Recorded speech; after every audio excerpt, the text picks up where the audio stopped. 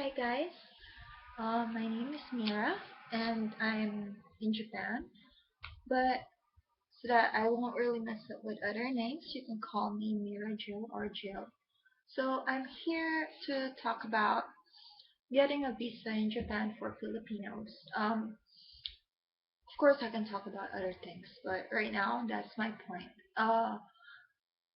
In the Philippines, people always think that getting a visa in Japan is very difficult.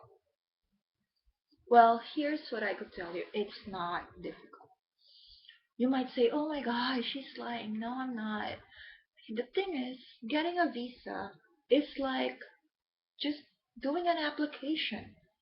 And the best thing is there's no more interview. Think about the worries when you're trying to get a US visa, Canadian visa. Think about all those interviews, but in Japan, there's no interview. Plus, you just have to go to their Japan selected travel agencies. Okay, right. My first tip. This tip is very important because many Filipinos misunderstand other blogs. I'm not going to talk about which blog, but it also happened to me. So, first and foremost, check the requirements at the Japanese embassy. Okay? You don't have to go to Japanese embassy in Pasay like that. You just have to type it in Google and then you go to visiting, you click visiting, and then you will see what requirements do you need. Why am I saying this? Because many blogs are talking about their own situation. For example, one blog would talk about visiting relatives, one blog would be talking about getting a multiple visa, and then another blog would be talking about visiting friends. So you might follow one and then misunderstand it, and then most of the blogs they are independent. They don't have a guarantor. So what happens if you don't have a guarantor? They have their own money. So basically in that situation, many Filipinos have a mistake. Like they will go to the selected travel agency and then suddenly they need this paper. And of course, before you check the travel agencies, actually there are only five or four: Addict Tours, Friendship Tours, Raha Tours, and those are the only ones I remember. And the one at SM, I'm not sure what it is, but I use Friendship Tours. So I used Addict Tours. Here's my passport. Here, Addict Tours. So with Addict Tours, they were able to process my application within 24 hours because it's very near the Japanese embassy in the Philippines. It's like about 5 minutes walk. And the good thing about them, they can give you a list, but it's much better if you prepare them, give it to them, and you will pay about 1,800 pesos. Is for the processing fee. Now the Japanese embassy, remember, only chose 4 or 5 travel agencies. Don't go to other agencies. You just have to go to Japanese embassy over the internet and then check the requirements, check which travel agency that they allow for them to accept the applications because nobody can apply at the Japanese embassy directly. And then, right, by the way, a little bit something about the Japanese embassy. They didn't update about Discovery Tours. Discovery Tours is not accepting applications from the Philippines to Japanese embassy anymore. So please, please, please don't try to apply there. You can go to Attic Discovery. Attic Raha Tours, Friendship Tours. You can go to those embassies and then have it processed there. The most, and there are also some convenient ones like in Yamakati, SM malls like that. Not all SM malls. Raha Tours, I'm not sure which SM, but as I've said, I've only tried Addict Tours. Then second thing, first check third. Okay, first thing, you have to check the Japanese embassy website for your requirements. Don't trust other blogs, please. I mean, they're okay. Sorry, it's closed up. But the problem is, it depends on their situation. So it's always good that you check the embassy. And then second, you have to choose one of the accredited agencies of the Japanese embassy. Now, here are some of my tips. Some people would tell you to book a ticket ahead. Now, it's only good if you book the ticket like 1 month or 2 months before you've had your application. At least you have time to cancel your booking. What if you didn't get a visa? Right? It's such a waste. It happened to me once. I mean, I never got denied, but my application was accepted and was released about 2 weeks on my second time coming back here. And then the next tip is make sure you bring your photo. But there are some agencies that take photos, like Addict Tours, and you only need to bring one photo. And make sure that your application form is clean. No erasures, nothing to, have some doubts like that. And then for those people who have guarantors, like visiting friends, visiting relatives, it's always good to have a picture, birth certificate, connection like that.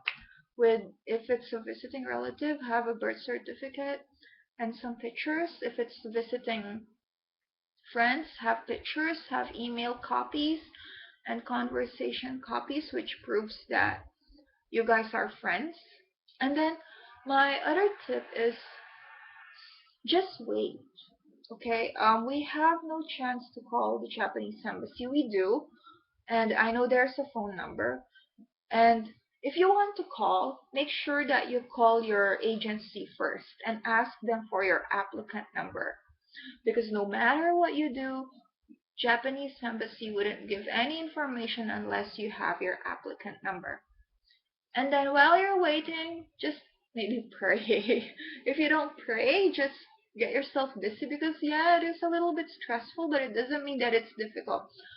Remember this, if your things are complete, if your papers are complete, you have no intentions of overstaying, and they won't find any mistakes with your papers, it's gonna be approved. So you don't have to worry.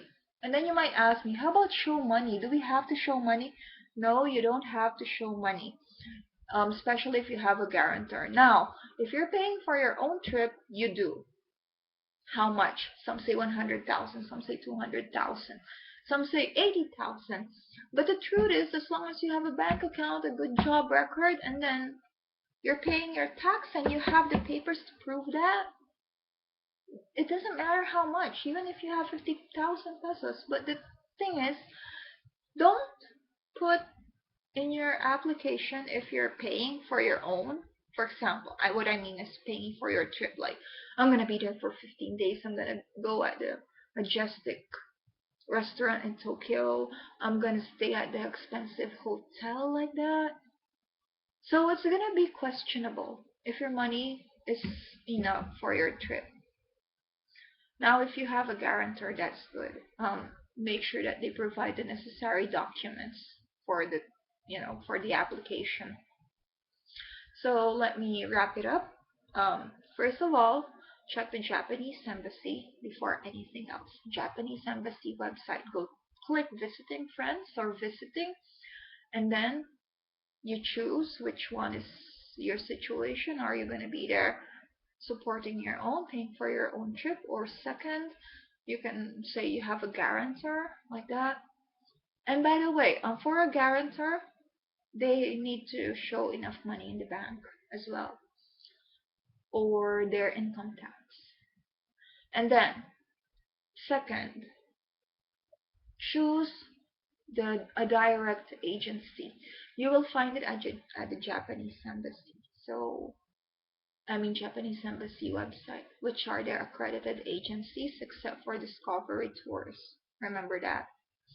And then third, um, you have to bring as much as support documents as you could, because the fact that we cannot talk to the Japanese embassy, all we can do is give papers to prove them. What are our intentions? What are the intentions that we have at the Japanese embassy?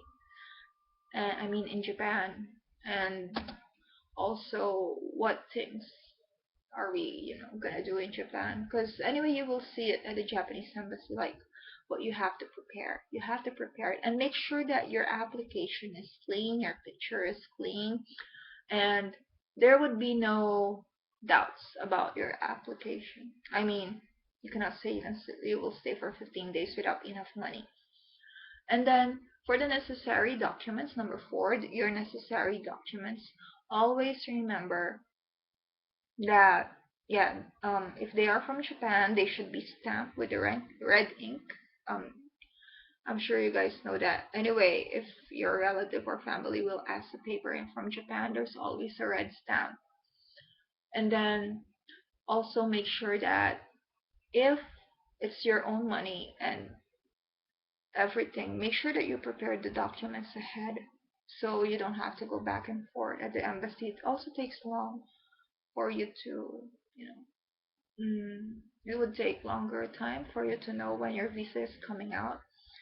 And number 5, when you wait, yeah, you don't really have to book for your ticket, but if you really want to book for it, it's okay, but make sure it's like 3 months, I mean a month ahead, because to be honest,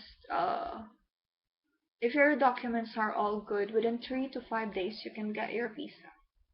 Mine, I got 24 hours, my first visa. So, but if your documents need a lot of, researching like that, it's gonna take about 2 weeks. So don't book late, or don't book, like 5 days. Don't pass your application like 5 days before you're leaving. There's an instance that they would give it after 2 weeks. It's possible. As for the students, you have to get a certificate from your school that you're currently enrolled. Remember, it's important for the Japanese embassy, first of all, to see that you are capable to pay for the trip, or whoever's going to be your guarantor would able to pay for that.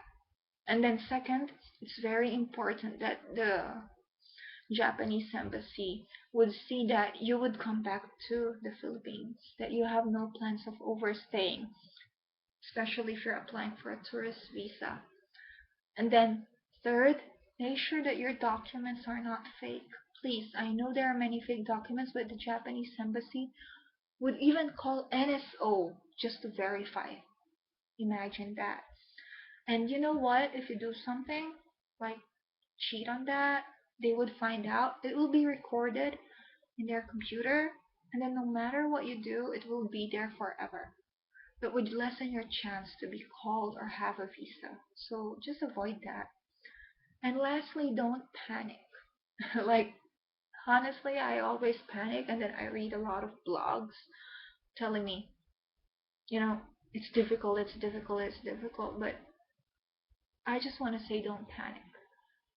Um, in the Philippines, you guys can pray, but sorry, I don't pray, but yeah, I tried to get myself busy. When I received the verdict, I was happy.